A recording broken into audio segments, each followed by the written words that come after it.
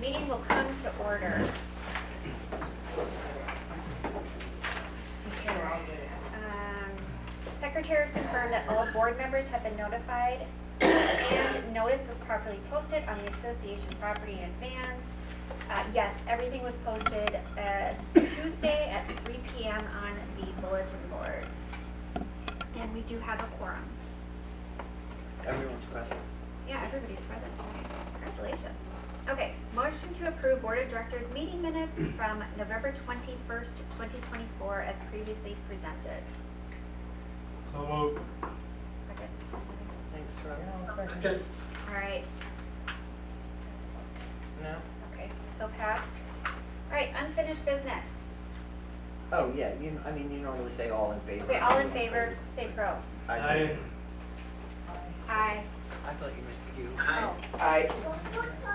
Okay, any opposed? No, okay, cool. All right, unfinished business is consideration of hurricane items and damages repair updates. Well, I don't even know that I was gonna say, let's skip it until I get to And the. go back, okay. Let's go. So we're gonna skip unfinished business and take that at the end. We're gonna start new business. So the presentation from Pitch Roofing, we have Owen Lauer from Pitch Roofing here this evening to kind of answer questions about the roofing industry, the materials that are being used, and some of the trends that they're seeing. So hopefully everybody, I know somebody who are on Zoom are going to have struggled to be able to do this, but the board all has materials to follow along. So Owen, you're Good welcome evening, to everybody. start. Happy New Year. You guys had a good holiday season. So my name is Owen Lauer. I'm a project development manager for Pitch Roofing. Can everybody hear me okay? You guys hear me okay? Basically, my job is to consult people, give them good information, and then if a client of mine decides to work with my company, then my job is to advocate for you guys, make sure that you communicate it through, you have peace of mind, and that you're happy with the work. I've done work for Pepper Springs in the past. I'm not here to talk about my company, talk about me. I'm here just to explain some of the different underlayment options, different flat roof materials. That way you guys as a community can help make a decision together. So that's why I'm here, just to kind of explain the options and kind of what direction the industry is headed in right now. So I appreciate the opportunity to quote the project, of course, and don't mind my technology here, it's giving me a hard time, but I do have this in PDF form that Janet or Nancy or anybody could email anybody if you guys wanted to look at it closer. So the biggest thing is underlayment. Your underlayment is basically the heart of your roof. It's what protects the interior of your home so that water can't get in. Underlayment is the biggest topic among roofers these days. You got three options for shingle roofs. Option number one is 2 layers of high traction breathable synthetic. Synthetic is going to be your most breathable underlayment. So you can see here, this is actually a drone shot of one of the cluster 1 units when we were doing the roof. This is with 2 layers of synthetic. Now the reason I like this a lot is because it is your most breathable. The more your roof can breathe, the longer it's going to last, especially with the humidity. Hello everybody, Happy New Year. So the more your roof can breathe, the longer it's going to last. The 2 layers of synthetic are your most breathable, so air comes up through your soffits, it goes out through your attic space, and then goes out through the ventilation of the roof. So when you guys look at the roofs here, you can see along the peak, there's a raised ventilation there. The air comes through the soffits out through the attic through that raised ventilation. That's called passive ventilation. Again, the more you breathe, the longer it's going to last. For this option, we put peel and stick in the valleys around penetrations. So your penetration points. Can that be fixed? We can't hear you from.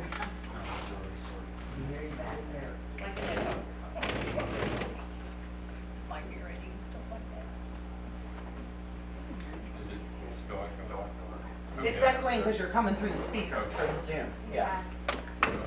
So it's 2 layers of high traction breathable synthetic, and then you put peel and stick in the valleys around penetrations.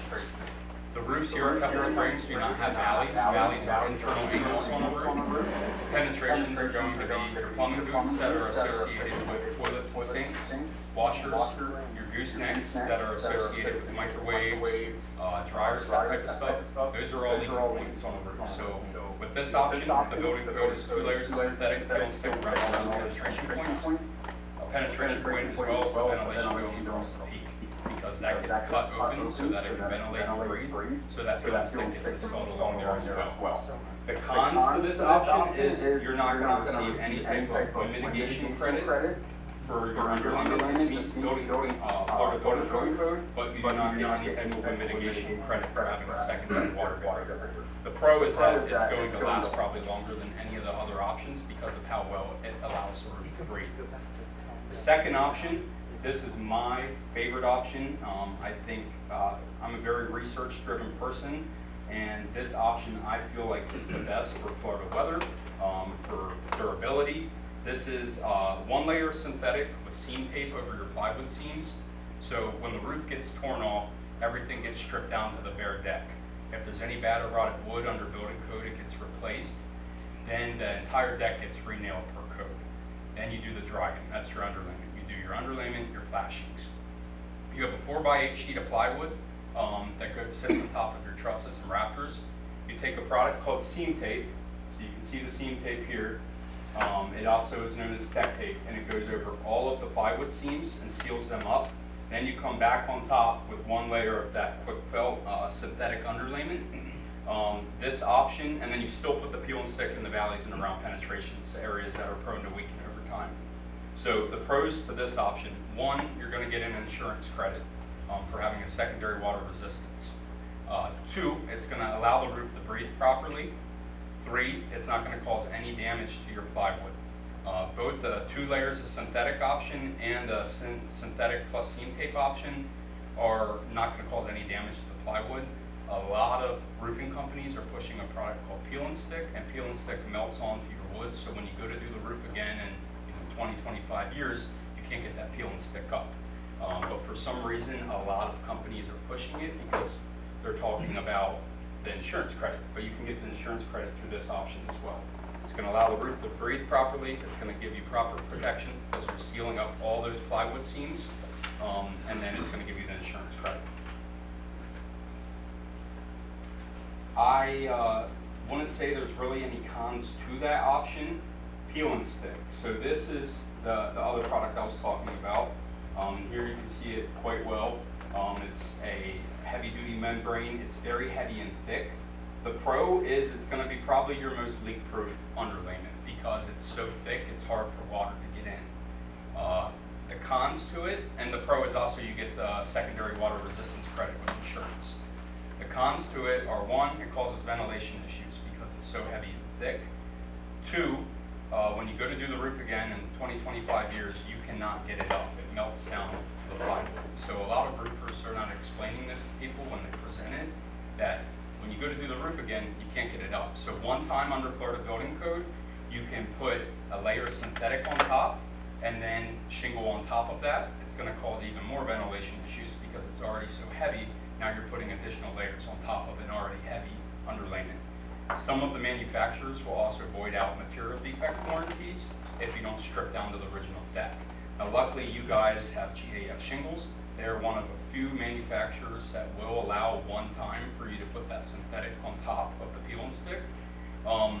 But when you go to do the roof again, so you either have option 1, you put an additional layer of synthetic on top, or option 2, when you go to do the roof again, you have no choice but to take all that plywood off and redeck all the roofs, because under building code you can't put any more additional layers up there. So does that make sense to everybody? So, Yeah. I have a question. yeah. You talk about the breathability. Can you explain why that's important? Because from my perspective, why do we need to worry about a roof being able to breathe? Yep, so the roof, you have a roofing system up there. So you have your decking, you have your underlayment, you have starter strip that goes on the bottom edges, then you have your shingles, then you have your ventilation that goes across the peak. That ventilation that goes across the peak is called passive ventilation.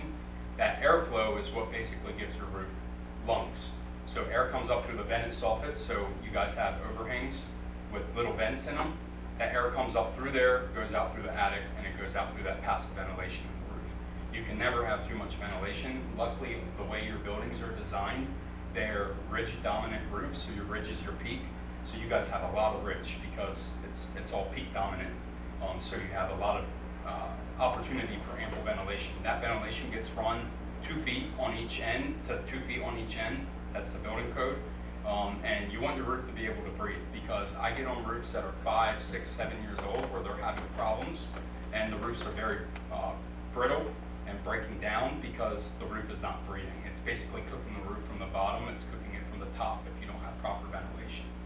So with that peel and stick product, it's sealing up all of your, you essentially shouldn't even put that rich ventilation across the peak with the peel and stick, because there's no way for the roof to have airflow. It's also going to help with your humidity in your home. It's going to potentially help with the utility bill, because your roof needs to have airflow, your attic needs to have airflow. If not, you're getting all that hot air trapped into your attic space, which causes moisture issues in your attic and mold issues over time and stuff.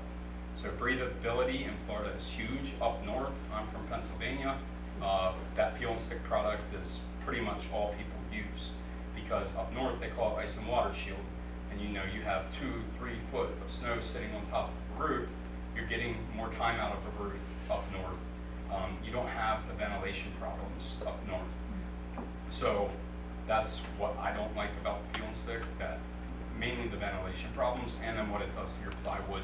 When you put into perspective, like some homeowners on a residential home, they have, let's say, a 20 square roof. So let's say hypothetically you wanted to, you were going to redeck an entire 20 square roof. You take 2,000 square feet by, you would need 63 sheets of plywood. Right now, my company is at $90 a sheet per plywood. That's typically, I believe, where most people in the industry are at. That's additional $56.70 to redeck your entire roof. So if you were to have to redeck all of these roofs in here, and now this is a long distance thought, you know, this is 30, 40 years from now. But if you had to do that to all of the roofs in here, I mean, you're talking probably hundreds of thousands of dollars just in wood. So that's the main con of peel and stick. One time under code, you can put synthetic on top and get away without redecking it. The second time, you got to replace all that wood. You don't have a choice. So, and what we're going to see is, because no one's explaining it to people, when I go to present to a homeowner, I go to do an inspection, how I verify if they have peel and stick or not, if the homeowner doesn't know. Because in the building department, when I pull up permit history and stuff, everything's very vague. No company, a lot of companies are not putting the underlayments they're using, so homeowners don't know. If they buy a home and then they go to do the roof, they don't know what they have. So I stick a credit card up in between the plywood, and if it sticks, then they got peel and stick. But what's going to start happening is companies are going to rip off the roof, people are going to have that peel and stick product, and then homeowners are going to get hit with change orders and stuff, because you either have to add the additional cost of the synthetic, you have to redeck. It's going to cause a lot of problems, and no one is explaining it. So yeah, those are your options. 1, 2 layers of synthetic with peel and stick in the valleys and the round penetrations. 2, 1 layer of synthetic with seam tape over the plywood seams with peel and stick in the valleys and round penetrations. 3, full deck peel and stick. Does anyone have any questions about that? Do you know what we have up on these roofs now? You guys have 1 layer of felt currently. 1 layer of Yep, felt. and that was Right over. the industry standard up until 2021. They made a lot of adjustments to building code in 2021 for the better. And now you're required to have one of those 3 options for a shingle roof. And the synthetic has progressively gotten better and better over the years because the code has gotten more strict. I always say to people, they don't build things like they used to. You know, appliances, furniture, nothing lasts the way that it should. Roofing materials have gotten progressively better and better and better. They have not had a choice because of the code, because of the insurance companies, and they base everything that they make of code around Florida weather. So GAF, the shingles that are on your roofs, they perform very well with wind. And then a lot of the competitive companies, they perform better with hail. So you guys have a good roofing materials up there now, but the shingles have gotten better, the code has gotten stricter, the underlayment has gotten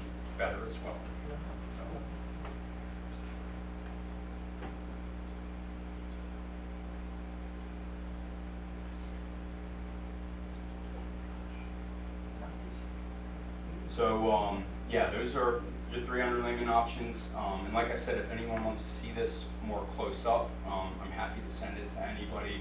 That way you can read the bullet points I put on here. So flat roofs. I know that flat roofs here in Pebble Springs have been problematic for many people that live here. Building code has also changed in that regard as well. You're now required to do a tapered system. A tapered system adds ample pitch to the roof to allow drainage. So what happens on these flat roofs? Here in Florida, flat roofs don't make a lot of sense because of our rain. You guys have some very big flat roofs within the association. And what happens is water will sit and pond on those roofs, and the material breaks down and water eventually starts to seep into the seams or around the plumbing boots or the goosenecks. And that just, it doesn't work. It breaks down the system and wears out the granules. So now you're required to do a tapered system. It's built out of polyiso insulation. So you guys can see here all these pieces of insulation. And basically, when a roofer submits a job to the supply company to order materials, they send a drawing out on how the roof should be pitched. So let's just say hypothetically we have a lot of these are like square shaped. So you would pitch it from the middle, so the steepest part of the insulation would be in the middle, and then you would have drainage going multiple ways, so that way the water can get off the roof. The code requirement is that water is not ponding for more than 48 hours. But that tapered system, it is an absolute necessary thing because it's going to pretty much fix all your problems with the flat roofs. TPO versus mop it. So some of the roofs within the community are modified bitumen that's rolled out onto the roof, and some of them are TPO. My home is TPO. I live in a 1955 little old school Florida villa, bungalow. I have a real low slope roof. I have TPO on it. When I bought my home, I knew nothing about roofing. After Milton, I have a leak because TPO, it's a great material for commercial buildings like Publix and Sam's Club and hotels because those buildings are very high. But the problem with TPO is that it can get little pinholes in it when you have storms and wind uplift. When different things can hit it and put pinholes in it. It's really hard to repair. It's really hard to find leaks. So that's the con to TPO. I think it works well on commercial buildings, but I think for the type of style of roofs you guys have, modified bitumen with the tapered system is the way to go. So that's flat roofs. You guys have any questions in that regard? So what are we looking at right here? So this is the tapered insulation. The paper. Yep. And here's a piece of it as well, where you can kind of see how that pitch is designed. And all of the supply companies have somebody that specifically does only tapers. So they have an engineer in-house that is drawing up a blueprint on how they should be pitched, and then it's rolled out down to the roof, the roofing material on top to capture. Any other questions? Do you have issues with breathability on flat roofs? How is that handled? So with flat roofs, it is pretty much impossible to get them to ventilate the way that a shingle roof to ventilate, just because there's really no way to put ventilation in there without causing problems. That's another con to flat roofs. On your flat roofs, I don't know if anybody knows, is there ample attic space? And it's minimal. Yeah, so there's unfortunately just not much you can do. And I have the same problem at my home. I have no ventilation on. I have Bennett soffit, and I question why the lady I bought the home from did that, because it's not escaping anywhere, So that's just unfortunately a con to the flat roofs. There's not really a way to properly ventilate them. Shingle comparisons. So there are a lot of shingle manufacturers. So what you guys have is GAF, and GAF is a great shingle manufacturer. They've been around 135 years. It is the first shingle I was introduced to when I joined this industry a few years back. They have layer lock technology, so that's kind of a difference between what a lot of your clusters currently have. That layer lock technology was not a thing back in the day.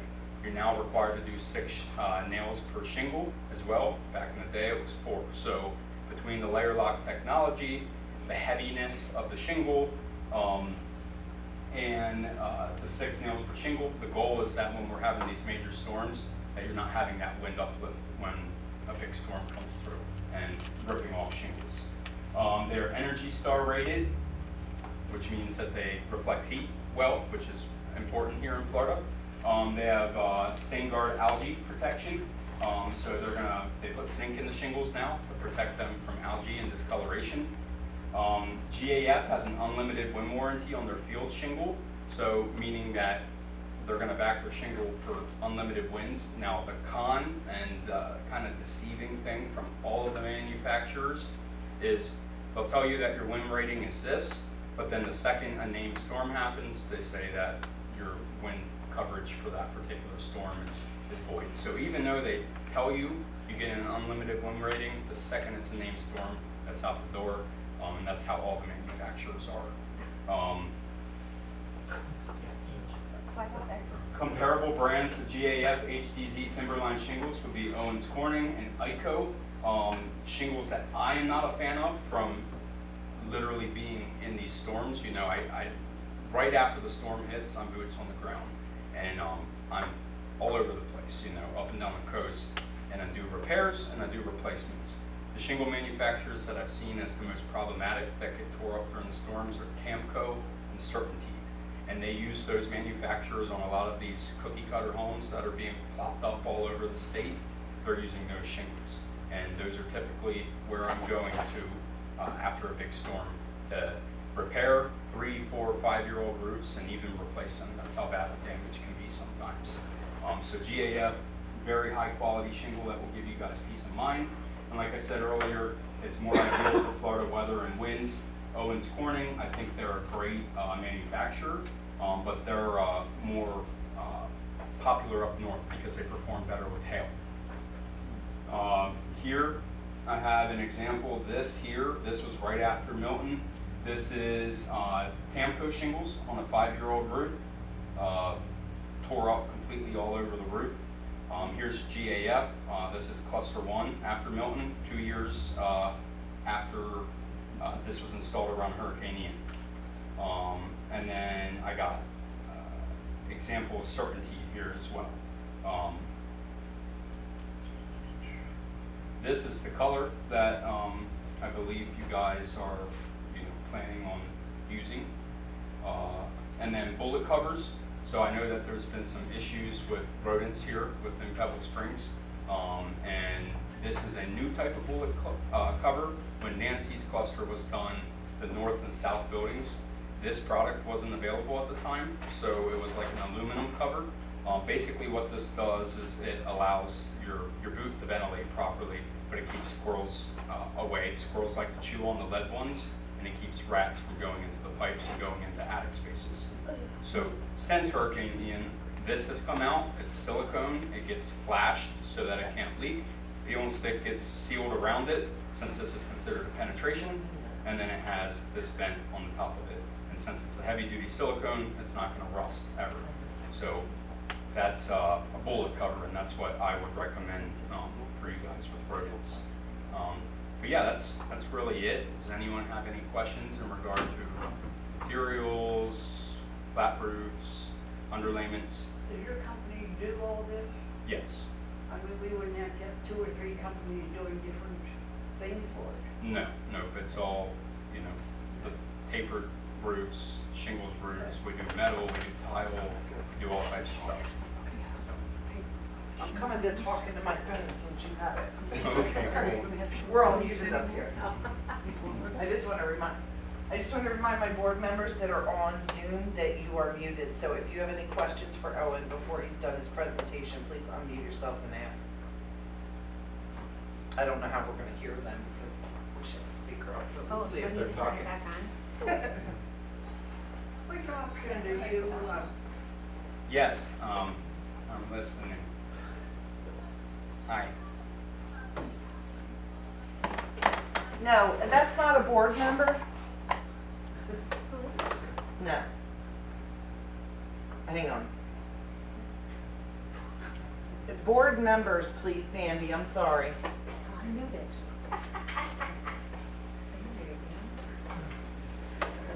Dawn, Fiona, Megan, and Robin, do you have any questions? That's Dawn, Owen. Okay, how can I help you? Hi, how are you?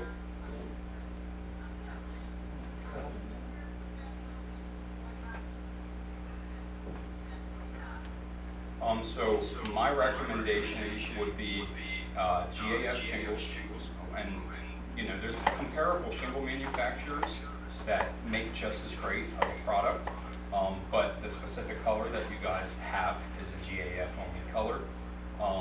So I'd recommend GAF shingles. For the flat roofs, I'd recommend modified bitumen over TPO, and I can say it firsthand because I have a TPO roof and it is driving me crazy right now. And I know that some of the clusters here have TPO and it's been problematic. So I recommend modified bitumen with that tapered system. That way you can have proper drainage so that water's not ponding up there. And then for the underlayment, I definitely recommend the synthetic plus seam tape combination because it's going to allow the roof to breathe. It's not going to ruin the plywood, and it's going to give you the insurance credit. And that insurance credit, it varies. On my home, that insurance credit is $70, which is not much of anything when our rates are going up every single year. But on a bigger property, coastal properties, a little closer to the water and stuff, those credits can be substantial.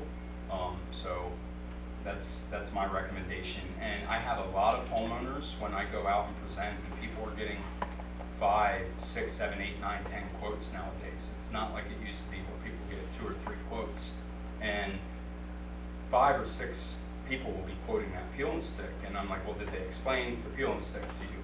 And they say no, they just told me I get an insurance credit. So then I started explaining all the cons to the product and explaining the pros to synthetic and the seam tape and synthetic combination. And I'd say probably 95% of my homeowners, residential, that buy from me, they end up going with that seam tape and synthetic option. There's probably a couple that go with synthetic only, and then a small handful that go with the peel and stick. And the only time I really recommend that peel and stick is if you have solar panels, because the solar panels put holes in your roof, the peel and stick seals those holes up. That's the only time I recommend it. And I don't recommend solar panels. So they are a major, major, major pain in the butt. So. Thank you. Yeah, no problem. Hey Owen, a question that came in from one of the board members is, what are you seeing for wind mitigation credit compared to insurance credit? It sounds like it's different, is it? No, they're the same, Okay. same thing. Yep, so when you have a roof completed, typically you do wind mitigation reports, and that gets submitted back to the insurance company to see any credits. Typically, every insurance credit is different, and we are in my opinion, a bit of an insurance crisis in the state, and it's so all over the place, but you typically get a credit for having a new roof, because the risk as your insurance carrier has been reduced. Then you get that credit if you have a secondary water resistance.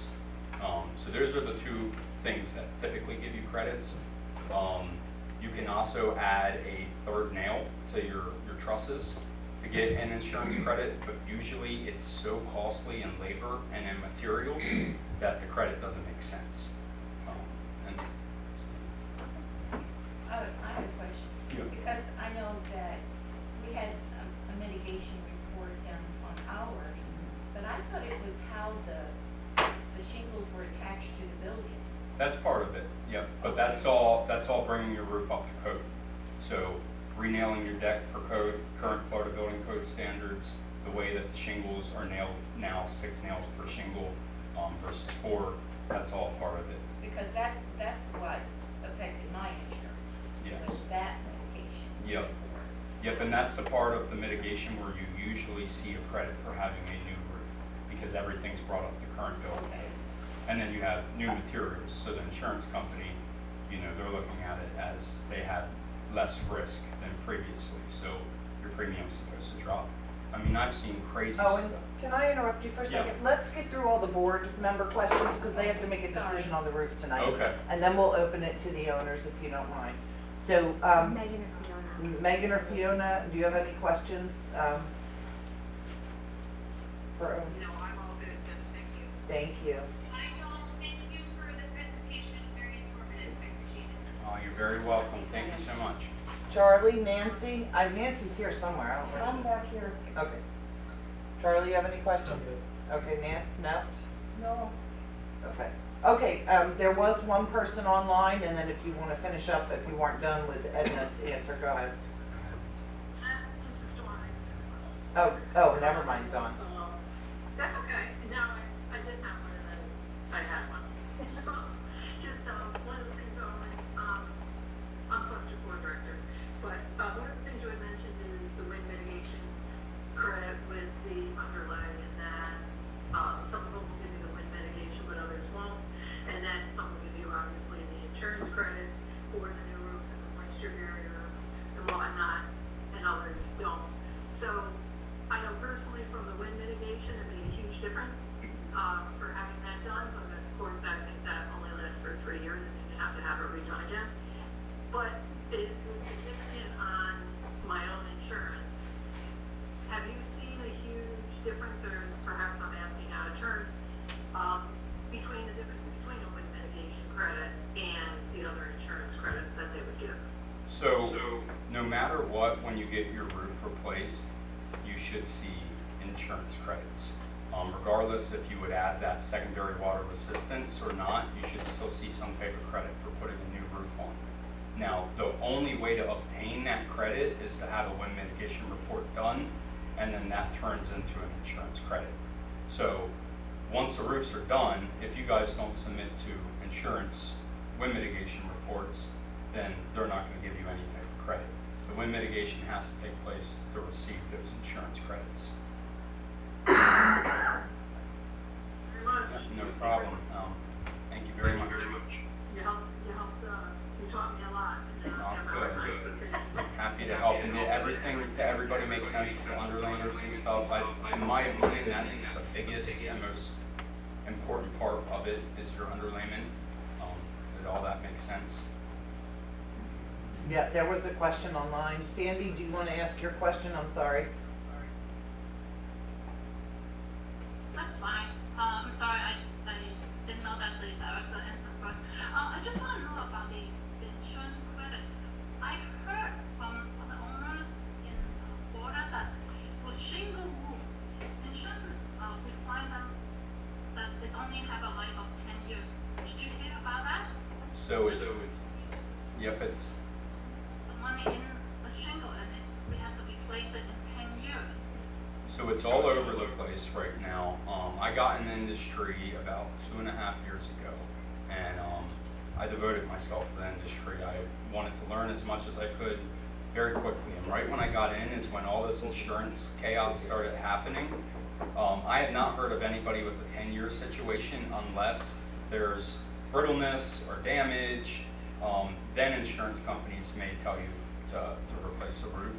What I'm hearing typically from my homeowners now is some insurance companies are making you replace at 15 years, some are making you replace at 20. It all depends on the insurance company, it all depends on what you have on the roof, but 15 to 20 is what, like I get appointments where I go out to meet the homeowner and I say, what brings me here today? Do you have a leak? Is it insurance? And they're getting hit with a non-renewal letter from the insurance company. And they're being told you have 60 days to renew, to either do your roof or your policy is increasing by something insane, 40, 50%. Short answer from here on out for the Okay. rest of the questions, and Sandy, that's exactly what your insurance company is advising, 15 to 20 years. Your particular insurance is wants it at 15. What, is there any other questions? I have a question. Yep. Did you do a Hang bid on, for Sandy, that? Sandy, I did. hang on, your Which question one was of those answered, someone else is Did you talking. bid? Which one of the 3 options? I bid the steam tape The option. second option? Yes, Okay. yeah. And once I'm done answering your questions, I'm gonna step out, get out of here, that way you guys can discuss everything. Can you show me the picture of the shingles again? Yeah. Is that the same shingle that Nancy has? Yes. Yes. Okay, I Called just wanted Golden to Heart. be sure that we're gonna have the same shingle. Yeah. And it's a beautiful color, and while I'm here, I'll also bring up, there's been a lot of chatter, about shingle shortages and issues with the hurricane, and that is a real thing. It's worse than Hurricane Ian, But I was told today by ABC, one of our supply companies, that GAF is anticipating in 4 to 6 weeks that they will be called back up on production, and all the colors are going to be available. So That was my last question. What kind of timeline are we talking about if you would get the bid? Yeah, so there's what would you look at? 2 things factored in on timeline right now. One, the materials, which we're thinking that in about 4 to 8 weeks, that's gonna be stable again.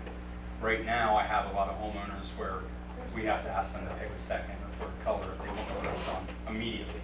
You gotta look at it for 20 years, you know, so most people want it to be the color that they want. And then the other thing is permitting. In Manatee County right now, they are waiving the permit fees for storm damaged homes. So that can kind of increase the permitting timeline, because each building is gonna need submitted with a lot of photos for Manatee County to waive the permits. And they're going in and individually approving those permits versus usually they're giving you an instant approval.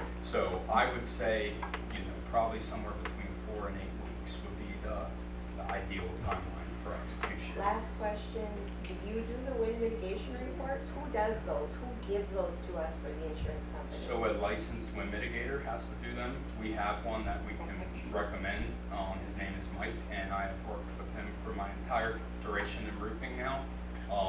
And for something like this where he has to do, it all varies per county. Like Short answer. Sorry. I did a set of condos in Tierra Verde where each unit needed an individual report, and then I did a set of condos in Tampa. What he's saying is we'll hire someone at the end of the Yes. project. Yep. Yep. Okay, Oh, Yeah. yeah. go ahead. So this is a specific question to two over here. We have an issue with the color or the style of the roof. You mentioned in passing that the GAF shingle is the same as what was used in one. That's what you're shooting for. How are we handling two? We're trying to pass something to make the color the same. If we're stuck with the old color, are we getting the same shingle? Is it the same, you know, this looks like an architectural shingle, what are we Yep. getting? And it's the same kind of quality, that kind of question. It's the same exact shingle, Timberline HDZ. No, short answer is we need an attorney opinion because that would be a material change. It just would not be a physically viewable material alteration. So we would need an attorney opinion to see if we can change those shingles or if we have to put on what's already on there, the same roofing system that's on there. I think that you can upgrade so long as it looks the same. That would be my guess, exactly what Owen's telling you. But we would get an attorney opinion on that if the vote fails on the 16th. But the correct bid is for something that it's upgraded to that same level, different color, Right, but upgraded to that level. right. We'll double check that with the attorney if the vote fails. Yeah, I tend to agree with you. I don't see, I don't even think you should receive your fiduciary duty to put something on there that isn't that quality, but that's just me. Right. And then I have a GAF trifold with all the other colors that they offer. I can leave here in the clubhouse. That way, if that becomes a issue, you guys can see what's comparable to what's on cluster 2 curve. Anything else? Good? Thank you, guys. I appreciate Thank it. you, Owen. You're very welcome. Thank you, guys. Appreciate the opportunity, and I hope you all have a very prosperous year. All right, good, you turn your stuff back on and turn you back up. Figure it out.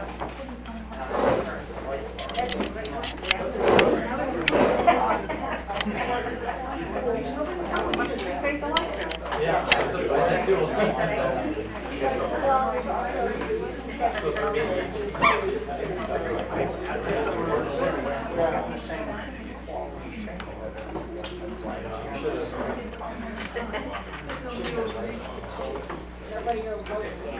I'm not sure whether it must be around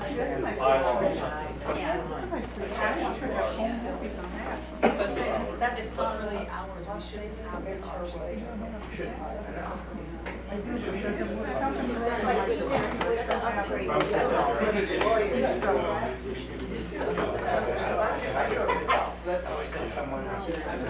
Good night. You too.